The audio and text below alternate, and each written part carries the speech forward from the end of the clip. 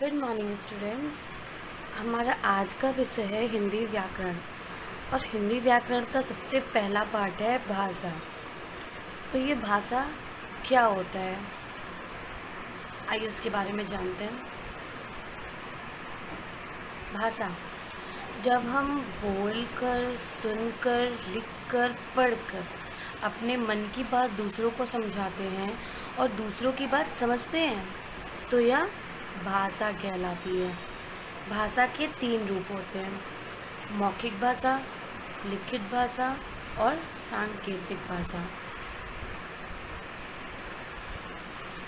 मौखिक भाषा क्या होता है?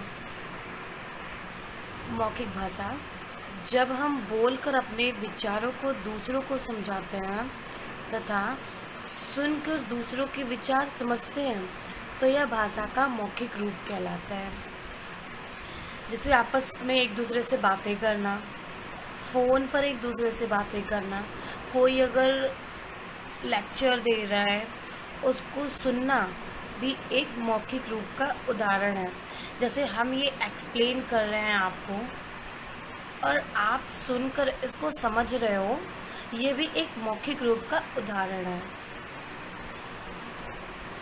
नेक्स्ट, लिखित भाषा, जब हम लिखकर अपनी बात या विचार को दूसरों तक पहुंचाते हैं और दूसरे पढ़कर उसे समझते हैं तो यह लिखित रूप कहलाता है भाषा का। जैसे कि टीचर ब्लैक बोर्ड पे पढ़ा रहे हैं आपको और आप वो जो लिख रहे हैं वो आप देखकर समझ रहे हो, तो ये एक लिखित भाषा का उदाहरण है। आप उसको समझ के लिख रहे हो, ये भी एक लिखित भाषा का उदाहरण है। आप लिखा हुआ पढ़ रहे हो, जैसे न्यूज़पेपर हो गया, बुक्स हो गए, ये लिखा हुआ पढ़ रहे हो तो ये भी एक भाषा का लिखित रूप का उदाहरण है। नेक्स्ट है सांकेतिक भाषा। अब सांकेतिक भाषा क्या होता है? कभी कभी हम संकेतों के द्वारा अपनी बात दूसरों को समझाते हैं। जैसे एग्जाम्पल में गूंगा भिखारी जो होता है भीख मांगता है, ठीक है। ट्रैफिक पुलिस ये अपने हाथ से ट्रैफिक का संचालन करती है, जैसे कि यातायात का संचालन करती है, ठीक है। तो यह सांकेतिक रूप है भाषा का, ठीक है।